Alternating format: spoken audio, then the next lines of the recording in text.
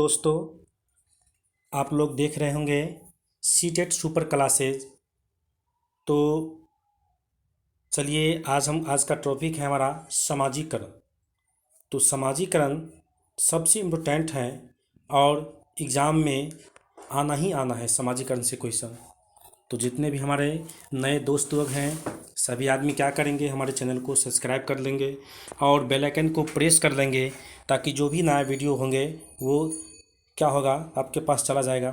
अब उससे देख करके लाभ उठा सकते हैं और एग्ज़ाम में आपको फ़ायदा होगा। चलिए तो आज का हम जो है पहला क्वेश्चन ले रहे हैं। बच्चों के समाजीकरण में परिवार खाली स्थान की भूमिका निभाता है। तो परिवार जो होता है बच्चों की समाजीकरण में वो प्रथम एजेंसी होता है और विद्यालय जो होता है वो द्वितीय एजेंसी होता है। तो यहाँ पर प्रथम न दे करके हमको क्या दिया है, मुख्य एजेंसी। क्या दिया है हमको, मुख्य एजेंसी दिया हुआ है। ठीक है, तो हमारा राइट आंसर हो जाएगा इसमें तीसरा। क्या हो जाएगा, तीसरा हो जाएगा।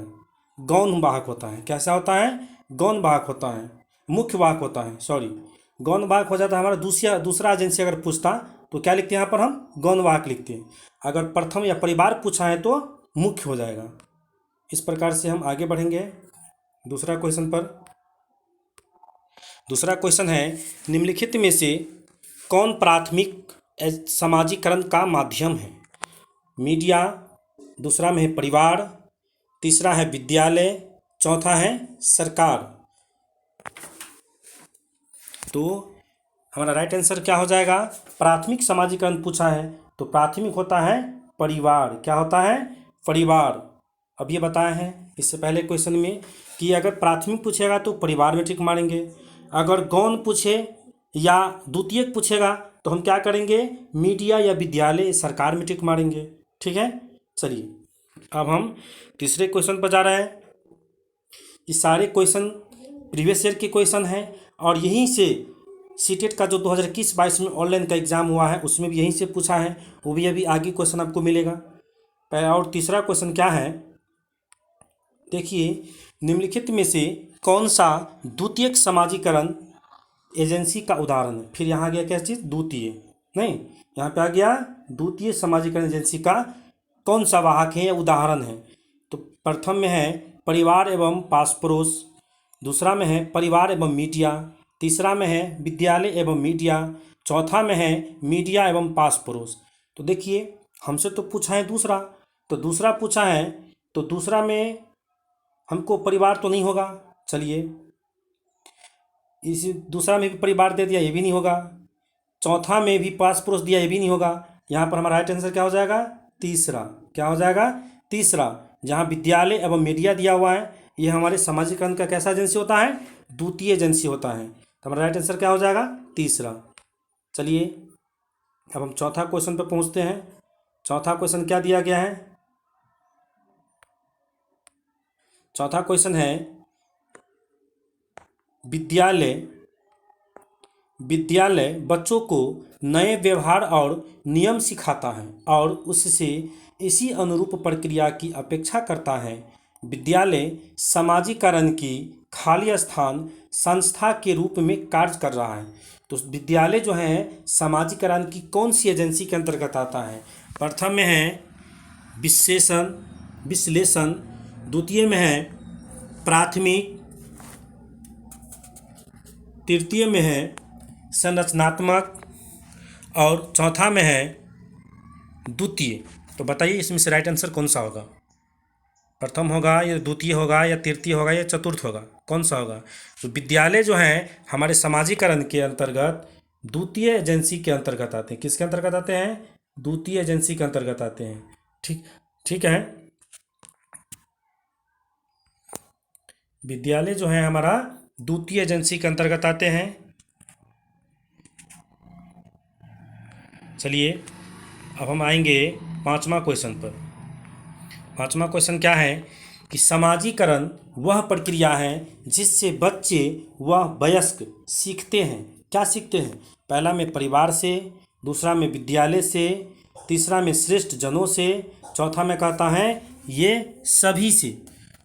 तो सामाजिकरण वह प्रक्रिया है जहाँ पर क्या होते हैं, तो बच्चे भी सीखते हैं और वयस्क भी सीखते हैं। तो ऐसा कौन सा माहौल होगा जहाँ पर हम सीख सकते हैं? तो परिवार भी सही है, विद्यालय भी सही है, श्रेष्ठ जनों भी सही हैं, हम एक दूसरे बड़ों आदमी से भी बातचीत करके सीख सकते हैं। इसीलिए हमारा राइट आंसर क्या हो जाएगा यहाँ पर? चौथा आंसर हो जाएगा राइट आंसर। क्या होगा दोस्तों? चौथा आंसर हमारा राइट आंसर हो जाएगा। ये सभी हो जाएगा, हम हर सब जगह सीख सकते हैं। चलिए अब जो है छठा क्वेश्चन होगा जो इस बार के ऑनलाइन एग्ज़ाम में पूछा गया है। देखिए कितना बड़ा क्वेश्चन है, थोड़ा इसको हम सेटिंग कर लेते हैं। चलिए सेटिंग हो गया, अब इस क्वेश्चन को पढ़िए।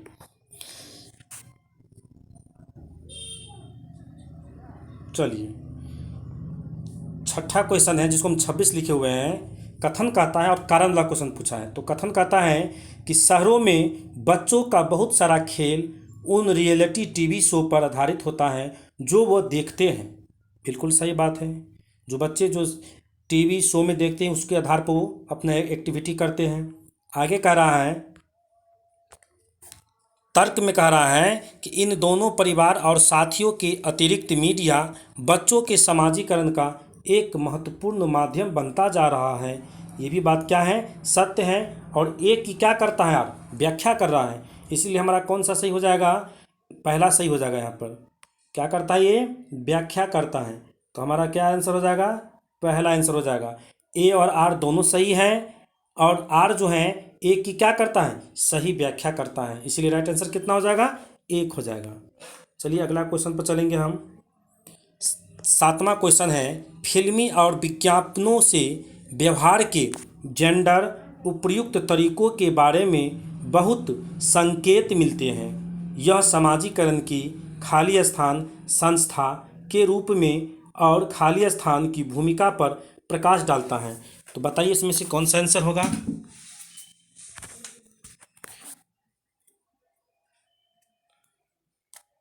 पहला है मीडिया और द्वितीयक, दूसरा है मीडिया और प्राथमिक, तृतीय है स्कूल और प्राथमिक, चौथा है स्कूल और द्वितीयक। तो बताइए इसमें से कौन सा आंसर होगा सही? तो समाजीकरण की जो होगी वो क्या होगा? समाजीकरण की जो होगा संस्था जो होगा वह होगा आपको मीडिया। ठीक है, यह हमारा राइट आंसर हो जाएगा। पहला मीडिया हो जाएगा। और संस्था के रूप में खालिद की भूमिका पर प्रकाश डालती है तो कौन सा एजेंसी है? द्वितीय एजेंसी के अंतर्गत आता है। इसलिए हमारा राइट आंसर कितना हो जाएगा? पहला सही होगा। चलिए अब हम आठवां क्वेश्चन पा गए हैं। ये भी फिर क्या आ गया?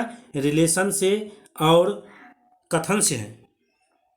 तो पहला है कथन में कहता है कि बच्चे अपने समाज के बारे में जानकारी, कौशल, मूल्य और रीतियाँ केवल अभिभावकों से ही सीखते हैं।